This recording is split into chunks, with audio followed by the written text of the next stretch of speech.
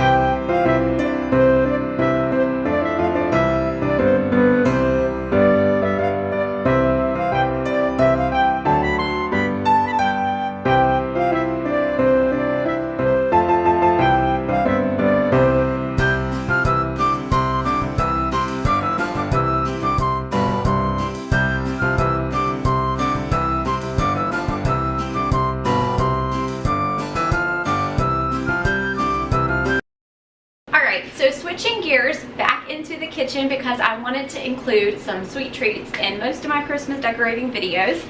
So hope you guys have enjoyed the Christmas tree and dining room decorating so far. As you can see, I'm in a different outfit from the Christmas tree, just because things take time. So, and life has been really just crazy and hectic around here. So, it's been taking me a while to film these videos different days, but I wanted to go ahead and get this recipe in here for you guys.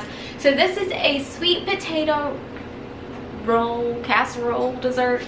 And what you're gonna need is, depending on how much you're gonna make, 1 to 2 rolls of crescent rolls, and that also depends on how much butter and sugar to use as well. So if you use 1 roll of crescent roll, then you need 1 cup of sugar and 1 stick of butter. But if you're gonna double, you need to use 2 sticks of butter, 2 cups of sugar, and 2 crescent rolls. And then the only other ingredients in this is your sweet potatoes, yams. I've used the Bruce's yams in the sweet potatoes and syrup. And then you're just gonna wanna use some pecan halves. You can keep them whole or you can finely chop them down. I'm probably gonna roughly chop mine down just a little bit. And then you need ground cinnamon, pumpkin pie spice, and you don't have to have the pumpkin pie spice, you can just do cinnamon.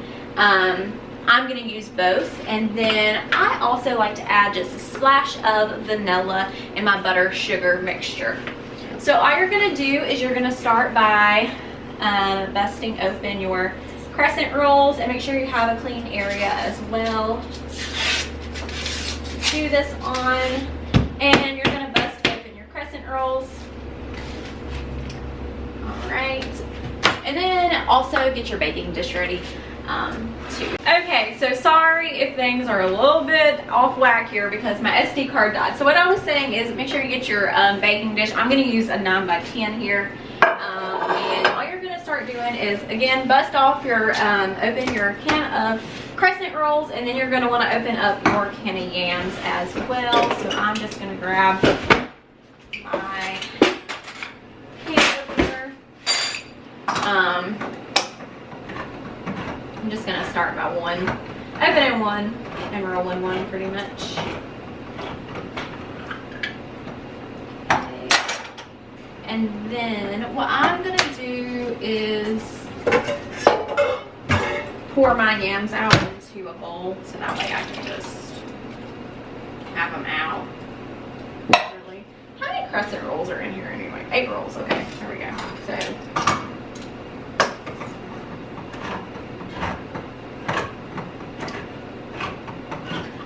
like a hot mess these days, so you guys bear with me.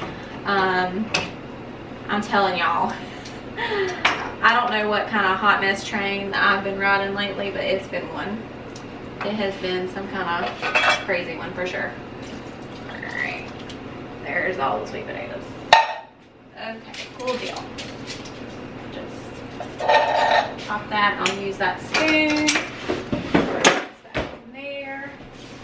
And then I'm just going to use one of my like cutting board mat things to lay down here. And I'm going to go ahead and open this one up too.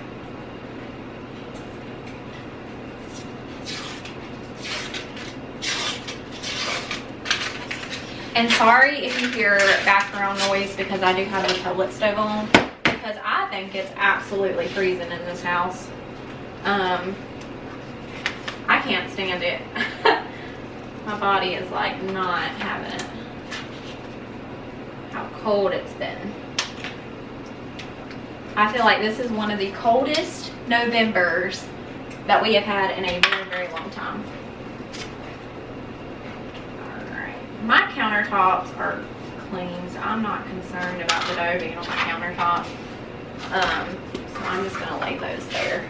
All right, so I did angle you down here so you guys can see what I'm doing. So what you wanna do is you wanna start by unraveling your crescent rolls.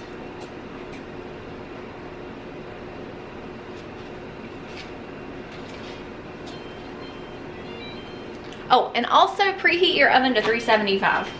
Whatever the crescent roll package says to do, that's what you do. So like I said, again, this is super easy. Really, it's a no-brainer on how to do this. All right, so then you want to keep your crescent rolls in the shape and form that they're in. So you do want to keep them looking like that. These little triangles here. So we're not going to do anything to the rolls other than keep them how they look. And then you're just going to take your sweet potato. So like if you have a bigger chunk like this one, you really, you know, only need to put like one. You might be able to put some of those little pieces in there. And you're going to just cocoon your roll. So then you're just going to roll it up like so. And then you want to just bundle it and make it into a little roll and place it into your baking dish. And then you're just going to continue this cycle until you have all 16 or 8, just depending on what you decide to do, rolls done.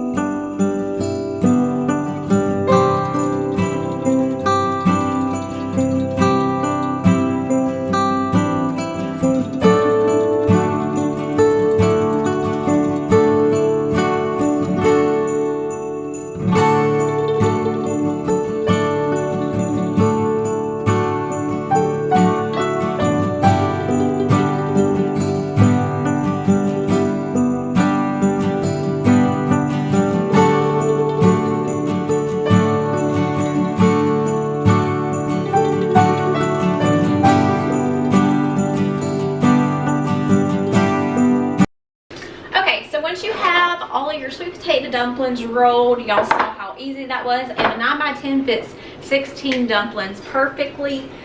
You could obviously squish them further together, but they are crescent rolls or biscuit dough, whatever, and they do expand, so they will start, it'll form like this one big thing. So you will have leftover sweet potatoes. You can choose what you do with those. 1 can does not give you enough, and 2 cans gives you too much. So I always just buy extra, and then you can mash these up and make like just mashed sweet potatoes and put some butter and cinnamon and sugar in them, and they're delicious. Or you know, you can just do whatever you want to with these. So keep those to the side, and now we're gonna make the topping that goes over top of this. So what you'll need to do is move over to your stove top, and we're gonna head on over to the stove. All right, so over here on the stove top, you're gonna want to get this preheated it to, you know, a medium heat, and you're gonna take your 2 sticks of butter and melt in there, and you're gonna add 2 cups of sugar, whisk that up, and then add you a splash of vanilla in there. And this is what we're gonna pour over the dumplings. And while we're waiting for this to get preheated, we're gonna go ahead and you can take your cinnamon and pumpkin pie spice, which mine's brand new, so I need to take this off of my pumpkin pie spice. And you are going to go ahead and sprinkle this on your dumplings even before we get that mixture in there. Go ahead and give them a sprinkling of the pumpkin pie. Go, and then give them a sprinkling of the cinnamon as well.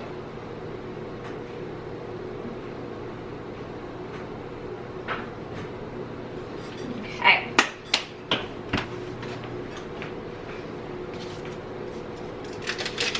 All right, so now that this is steaming and heated, we're gonna go ahead and add and melt the 2 sticks of butter.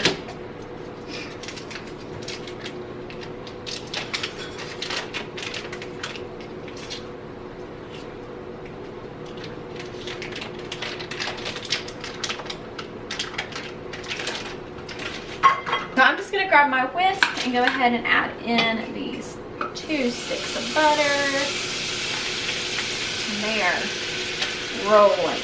So I'm just gonna keep it up off of the stove, and there you go. Mixing these two. There's something on the stove, y'all. Okay.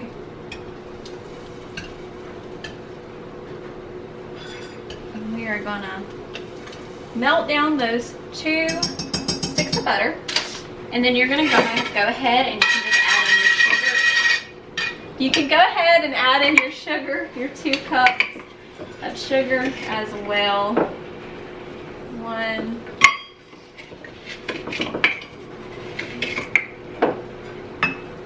2.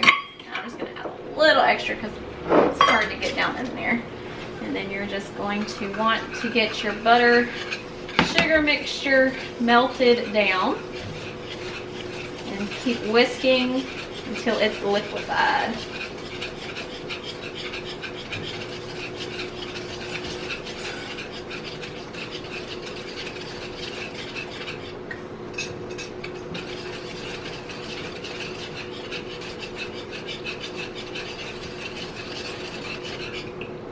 And while this is getting liquefied, we're also going to go ahead and just add in that splash of vanilla as well.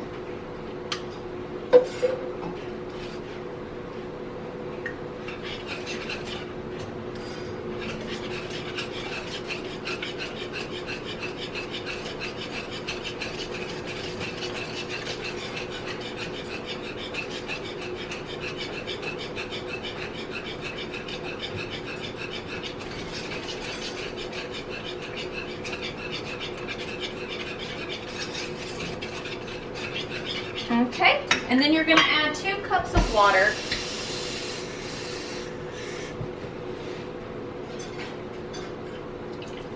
So we'll do 1 cup.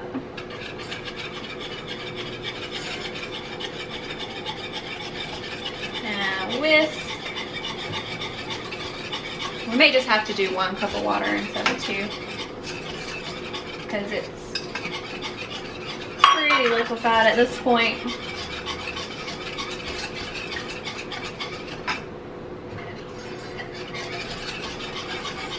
Yeah, I think just 1 cup of water will do. So start with 1 cup and add 2 if it's still really thick. But if it's not thick, then just add that 1 cup. And you should have a liquidy butter, sugar, vanilla mixture. It smells really, really good, which it should.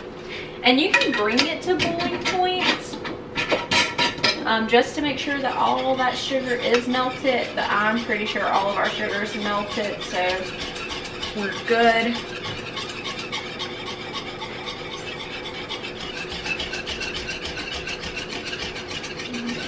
Twisting. All right. So once you have your sugar mixture, you're gonna pour this over top of your dumplings.